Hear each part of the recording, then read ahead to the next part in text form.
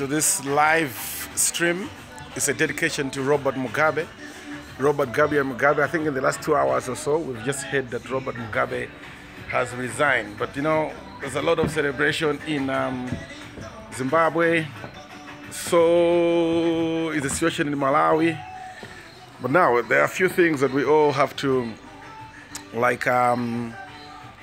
think about and ponder to say, okay, what does it mean to us as a people, and what does it mean for Zimbabwe as a democracy? Because for me, I have a lot of questions in as far as democracy is concerned. To say Zimbabwe as a country, are they democratic enough to handle such issues? Sadly, their history, the revolution struggle that they did, Robert Mugabe was very influential on that one. I'm going to compare Zimbabwe to Malawi on different fronts.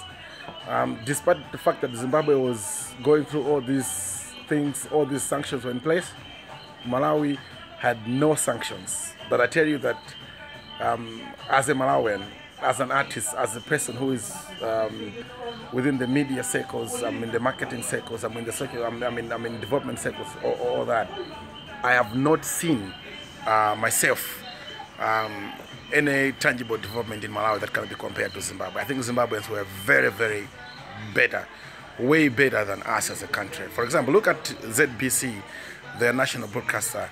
I've not been to Zimbabwe myself, but I hear that they have very, very, very, very good infrastructure that side. Thank you very much. I can see someone online trying to watch us. Welcome to this live stream.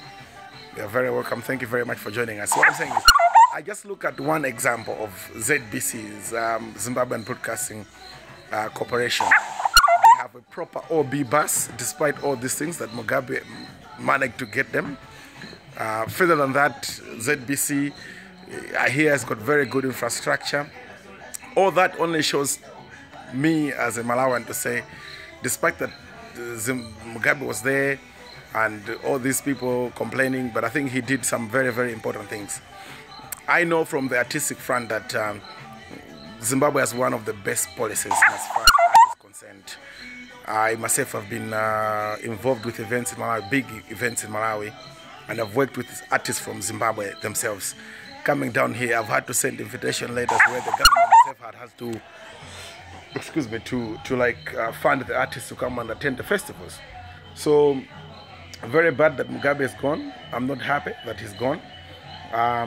But I'm also happy for Zimbabweans. Look, I'm 33. Zimbabwe has been in power for 37 years. Some people were born in Zimbabwe and never saw any other president, which is not a must to see another president per se. Further, my cousin was just telling me that the question, finally we can answer the question, who was the former president of Zimbabwe? That alone also explains a lot to say sometimes change is just good. Like Obama had put it, change is very, very good.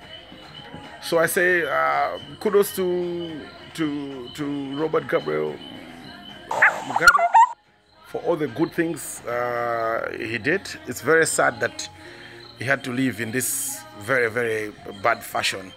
I wish he had left voluntarily by himself maybe a couple of years ago and did that.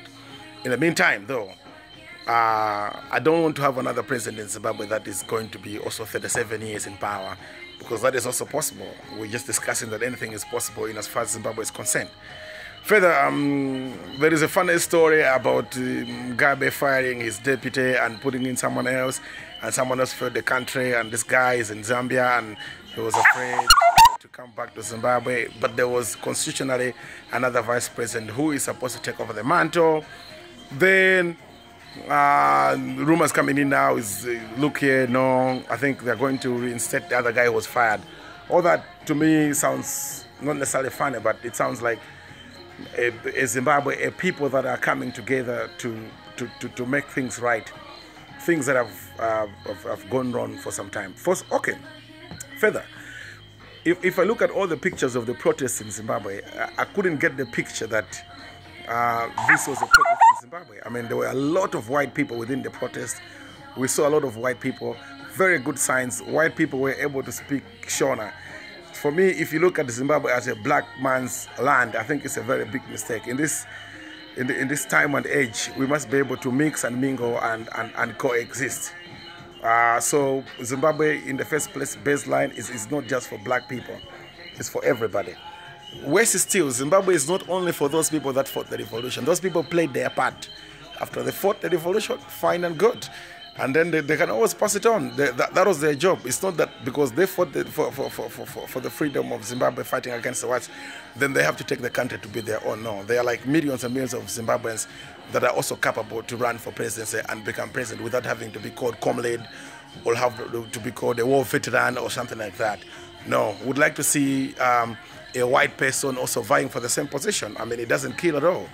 To me, I don't find any problem at all with that arrangement. Now, going further, I also had a problem with one thing.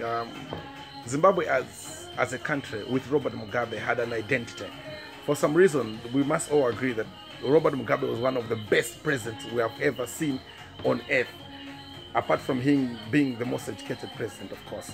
So for Malawi, I think there are several lessons to be learned. One of the lessons is, look here, you can be a country and you can be focused. You cannot only leave it to one tribe. You cannot only leave it to a particular people. Politics can be played in different other ways.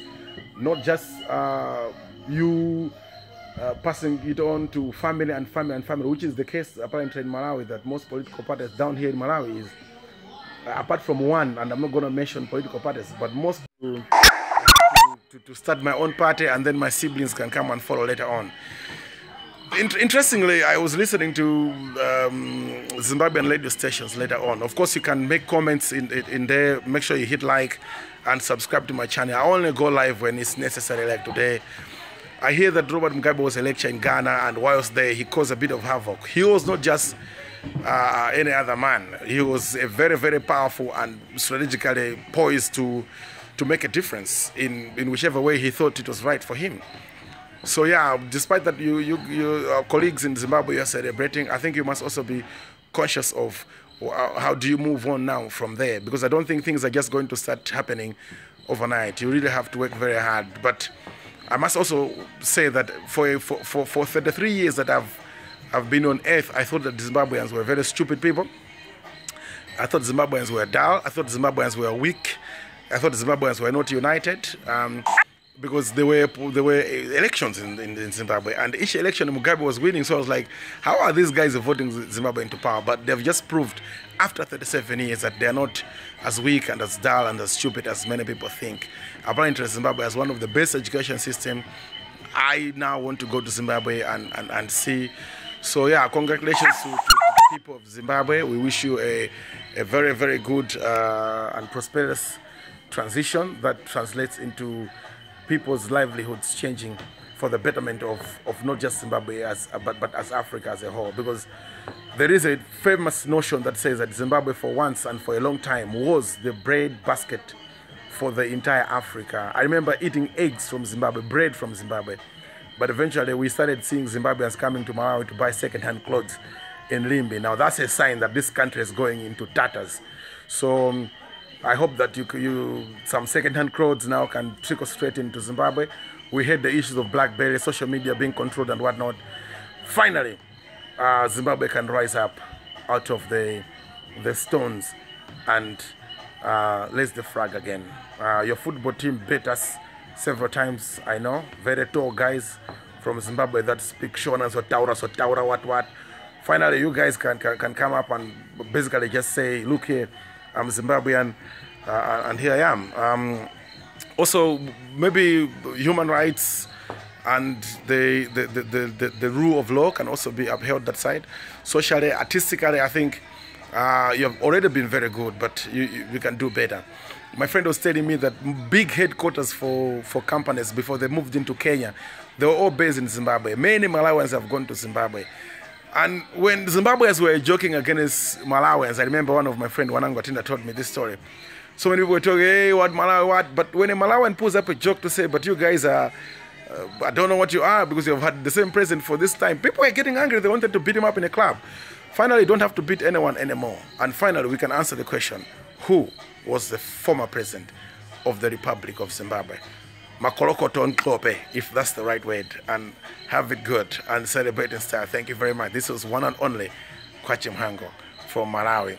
And I dedicate this video to ESCOM. Of course, we have our own issues with ESCOM. I dedicate this video to ESCOM. As you can see, we have power, which will go very, very soon if we're not running on a genset already. And I wish that the Zimbabwean generals also can come down and just have a visit to the Malawian army, just to, just to say hi and say, exchange notes and whatnot, without meaning any other thing. Just to say, look here, how are you guys? I'm General what from Zimbabwe. And oh, how are you doing in Malawi? How are things in Malawi? Without necessarily telling them what to do, but yeah. Nothing has to happen in Malawi as far as the issues are concerned. We Malawians, for some reason, have been very, very quiet and sober about things. And I think it is about Kamuzu Banda, who instilled a lot of discipline in our parents. So much so that people are even scared to go out of their own house when there is no gun at all. So yeah, kudos and ciao. Thank you very much for coming in. For those that came out for this live video, I say thank you very much. Make sure you share, you hit the like and subscribe to my channel. Thank you. Bye.